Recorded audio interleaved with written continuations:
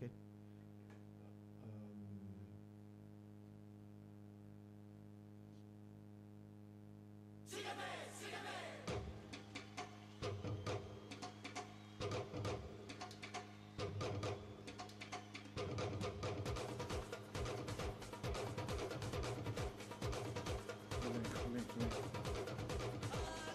Link. Link to phone. Link to phone. Link to phone.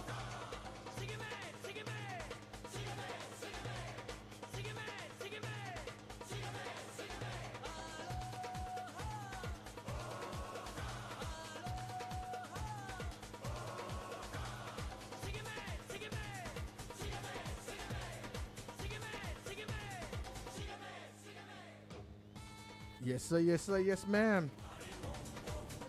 Whenever you hear that beat, you know it's time for sports, and it's Finix Sports right here on your Boom Radio NG.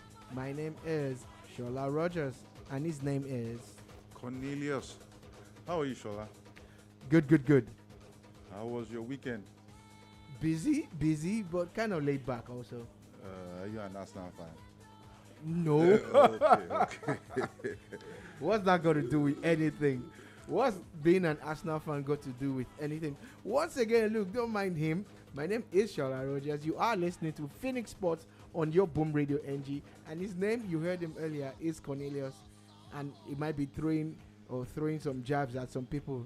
But hey, it's Finix Sports. And basically today we will be talking about the title race in the EPL. We're talking Australian Open. We're talking Arsenal's chances in the title race and the resurgent Man United, amongst other things. Oh, yeah, Shola. And I can't wait to get it on. Michael Arteta, what are you doing? I mean, what a game. I mean, Manchester United seem rejuvenated. I mean, what a performance by United. Back-to-back performances. They did it against their city rivals, Manchester City. And to come to the home of the champions in waiting, are you safe to use the word champions in waiting? I don't think so. You know, I have the opinion that Arsenal might just goof this lead like they have done in previous seasons. I like to disagree with you, and of course, there's no sentiment here. I looked at the way Arsenal started out, and that drives my opinion. I've looked at the way they played all the other teams in the Premier League, and that drives my opinion. And I really, really strongly believe that United might have played two of the top 5 teams in the Premier League and defeated them back to back, but that does not put that big dent on Arsenal's title chances. Well, the game yesterday, yeah, obviously put a dent in their chances, contrary to what you said. But I mean, it's been leading up to that. You know, the sequence of poor results leading up to the game yesterday just goes to show that Arsenal, they are not, they are not. There's hardly any gap between the Arsenal and the rest of the other teams. They don't seem special to me. They seem like the same team from last season and the season before. One that lacks a top 9 to actually put the fear of God in this in the other teams. And I mean, I just feel like they're going to go for the lead again. So you're basically discountenancing the presence of Gyökeres in that team. Oh yeah. For me, he's been poor. He's not delivered. Do Arsenal need number of years to see him actually live up to expectation, or should is he a striker that you call a prospect? That's not what Arsenal needs. Arsenal needs a striker who's going to bank 20 goals a season, who's going to put the fear of God in all the defenders they come up against. And I don't see Gyökeres doing that. For me, Jesus is way ahead of him, and Arsenal can't wait for Kai Havertz to be back. Perhaps Havertz coming back with good news coming out of the Arsenal that he should be back in a couple of weeks. Perhaps that might just improve Arsenal going forward. But for me, they look toothless. And their recent results, they look toothless. Really. Toothless, Arsenal. Yeah. Oh yeah, they look toothless. For me, I mean, you draw at home to a very, very shambolic performance at home with Liverpool. I mean, a draw with Nottingham Forest. You get me? Although Nottingham Forest fighting for their lives, we'll get back to that. And I mean, I don't see Arsenal winning the league. They've not shown me enough to win the league. All right, let's still talk about the Premier League, and he's basically come out to say he doesn't think Arsenal are showing him their credentials. Like, oh, we are champions in waiting. We have about close to about 14 or how many games to go now?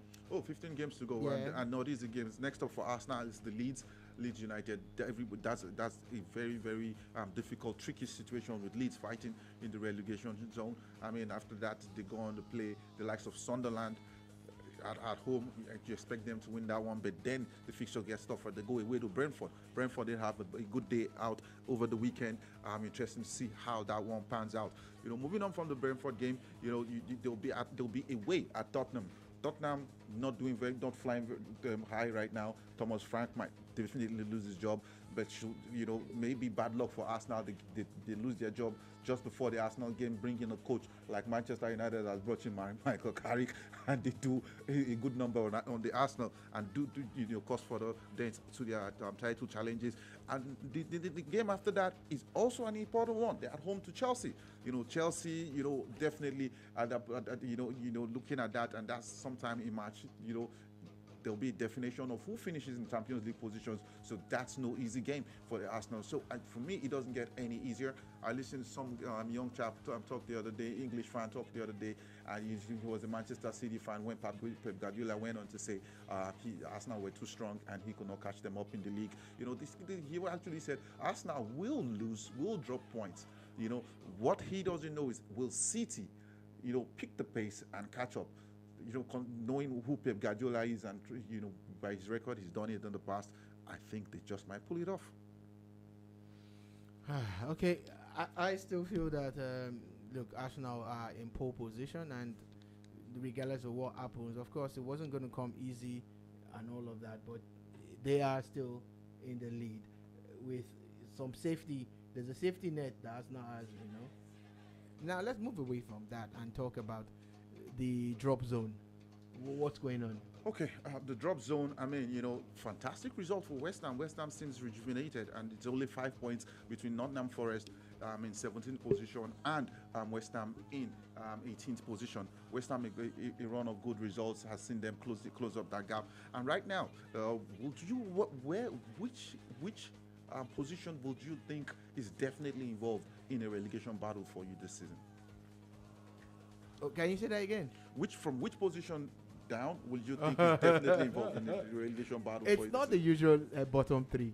Oh, it is not. It's the not. Table is that tight, and I can tell you for sure that from 14th position down, all the way they are definitely looking at their backs, and with a lot of worry. And in 14th position, you have Tottenham Hotspur with 28 points. They share 28 points with Crystal Palace in 15th position, and of course Leeds with 25. Leeds and Nottingham Forest with 25 positions in 16th and 17th position respectively. And of course, in the drop zone we have West Ham with 20 points. Those crucial victories, of course, making them close the gap. And not to mention Burnley. Burnley are on an unbeaten run as well. Yeah. You understand? You get me? We know, as per a football miracle, Wolves will be playing in the Championship next season.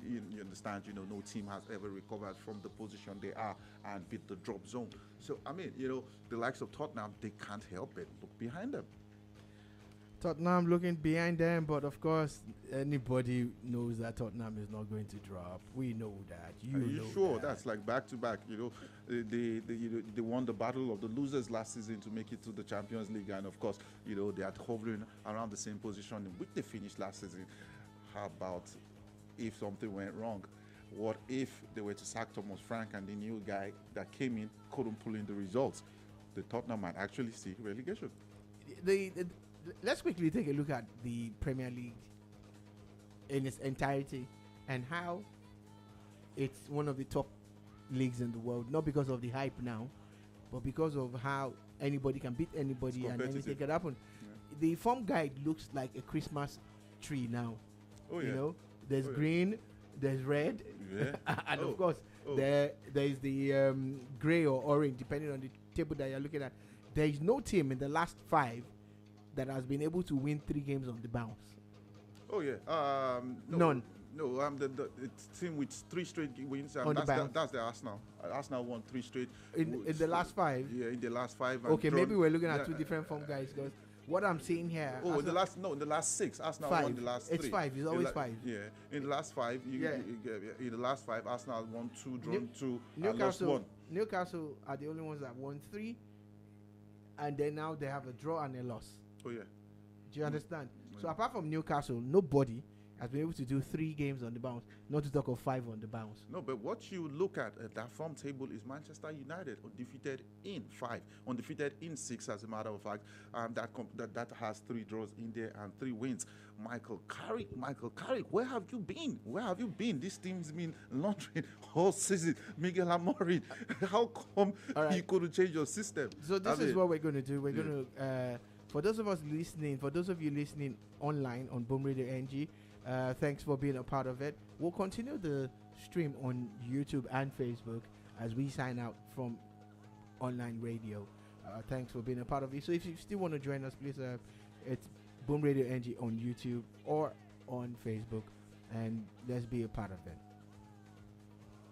All right, it's still Finix Sports on your Boom Radio NG, and Cornelius was talking about Michael Carrick, and he's like, oh, where have you been all United's life and all of that. Now, during the post-match analysis, a question was posed to the analyst, Roy Keane, and it was Mika Richards that actually asked them that question, and he was like, no, that Carrick should not be made the permanent manager. Funny enough, that's what's making the headlines now. Oh, that has been in the headlines for the minute Miguel Amorim was sacked. I mean, the short list was drawn of who should come in for the United job, and even though Carrick was given the job, the question was posed: should he be on that short list? I personally think he should be on that short list because I've seen Manchester United play a brand of football I've not seen them play in years. That's rolling back the days to the years to Fergie time. And Manchester United, they had an identity in the way they played against United City, and of course the way they played against Arsenal. The 4-4-2 is the United way, and they were dynamic. There was strength, there was poise. I mean, what a performance from what a 180 minutes performance Manchester United has shown over the last 2 games. All right, interesting form that they've been in. The Resurgence is now making people say, hey, Champions League football. What do you think? Oh, definitely Champions League football for Manchester United. In the beginning of the season, I said Manchester United, the first game they actually played this season was a home draw to Arsenal. And I said... No, they actually lost 1-0. They lost 1-0. Arsenal eventually won that game. You've forgotten. 1-0, or was it a draw? Arsenal won. A draw? No, it was 1-0. 1-0. Yeah. Okay, and I said something about. It was the way they played that you were talking about. And I said something about the United team then, and I said there was no way this team was not going to be competing for the title. They are not far away from competing from the title right now because they seem to only be about 8 points off the top of the table. So I mean, it's been a rejuvenated Manchester United, and interesting to see how they move on from here. Okay, once again, we are live on YouTube and Facebook. I sent you the link that you were asking for. Okay. And of course, please join us. Let's get your views. Let's hear from you guys and how you feel this is working and any of the things that we're discussing, or maybe you have questions and comments. Please join us as we do that. Now let's switch gears and go down under to the Australian Open. What is it about this Australian Open and crowd control? I mean, it's the record crowd turnout for any Australian Open ever, and the Australian organizers seem to be struggling to organize the crowd because I think they are overwhelmed by the sheer magnitude of fans pouring out there to the Melbourne the Melbourne Arena out there in Melbourne to actually be a part of the first Grand Slam of the year, the Australian Open. Okay, good business for them. That's what it means. At some point in time, the prize money was the bone of contention, and how players have started raising the bar and saying, look, you guys need to increase what people are getting and all of that.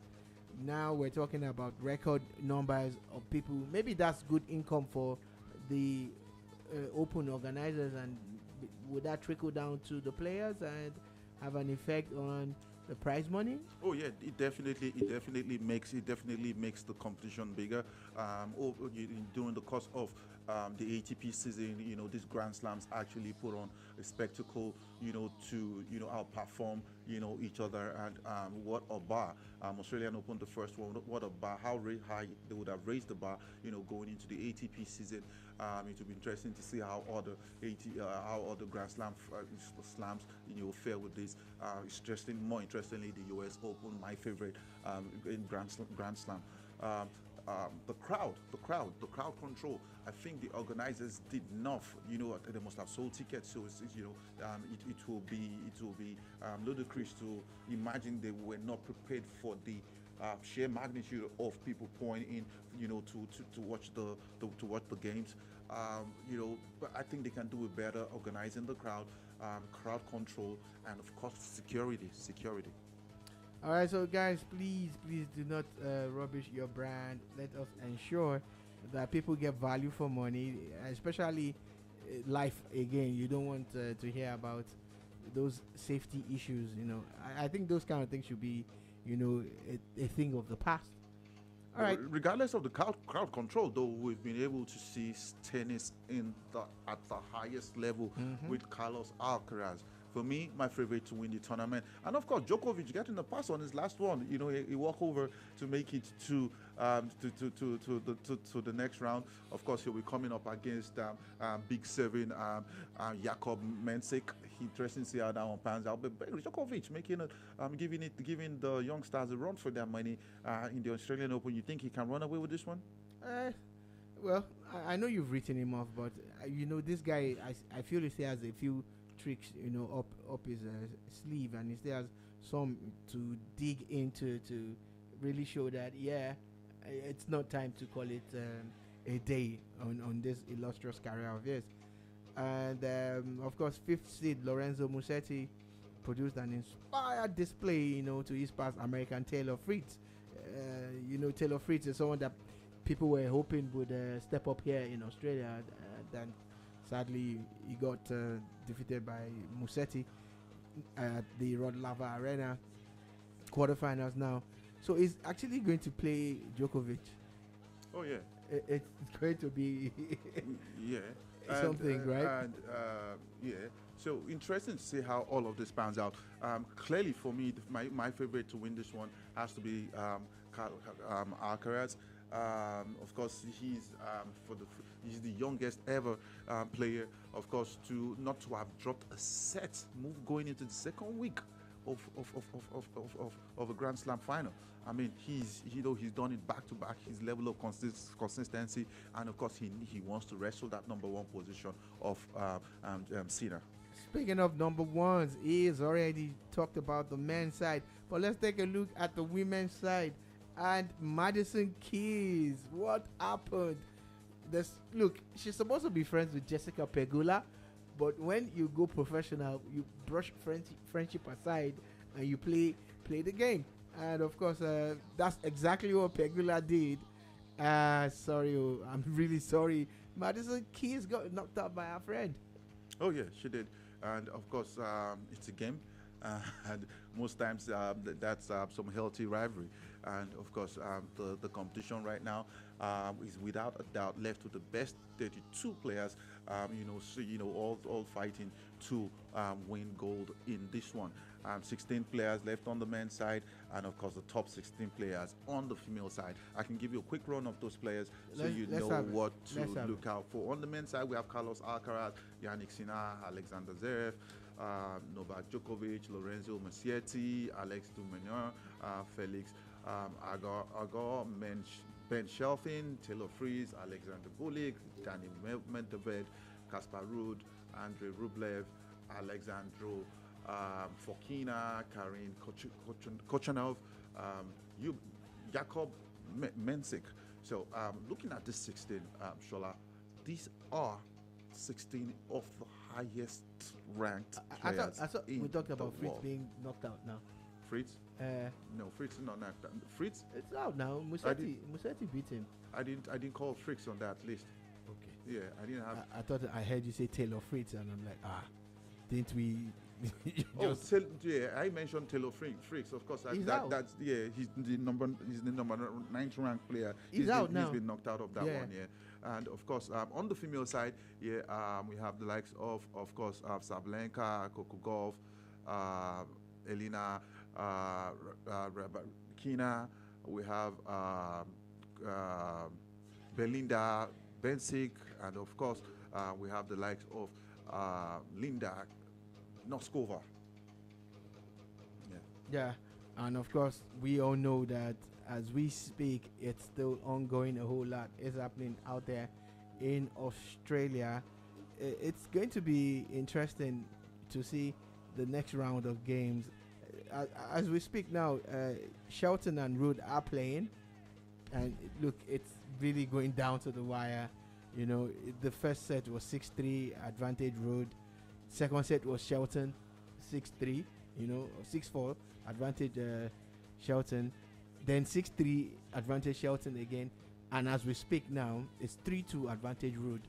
I feel like this has all the signs of the 5 sets. Going Definitely all the way 5 sets. sets. Definitely. And of course, my money will be on Rood to take this one, even though he's 1 set down. All right. So, Shelton, you have a player hater in the studio. Prove him wrong. I'm not player hating you. I just go for who stop. I mean, who I feel form coming in. Even though Shelton has I think he's 8th position going on in the ATP ranking. I think he's ranked 8. To Shelton, who I think is in maybe somewhere between 12th or 13th position, if I'm not mistaken. All but right, their so form going into the Australian Open has seen Rood, in the best form of his life. all right. So talking about form and all of that, we already told you that Pegula defeated Keys 6-3, 6-4. So that's the 4th round done and dusted for them. Rybakina defeated Mertens 6-1, 6-3, 2 straight sets. Swiatek defeated English 6-0, 6-3. And Anisimova and Wang actually went to town on this one, but he ended 7-6, 6-4 advantage Anisimova. So of course she's definitely through to the next round, and that's where things start to get really, really top notch. Although we've seen a lot of top notch tennis, but it gets better and better. All right, that's it for Finix Sports. Any other pattern shots you got? That's not fast. I'm happy, no. You guys should take heart. You had to go there. You guys have carrot next up. You need to. Of course, confidence is low right now. I mean, Arteta is going to need to enter the box and actually, raise his team's spirit, confidence, and moving forward. It's not impossible, but I mean, it has only become a more difficult task for them to win the league. It's not impossible, but it's becoming a difficult task for them to win. That's what Cornelius says. I feel that it was never meant to be easy, but that Arsenal will still triumph at the end of the day. We'll be back same time next week to break it down and talk more sports. Hopefully we'll have a more robust list. There will be other games beyond football and tennis right here on your Finix Sports. Solarogers signing out. And you, sir? All right.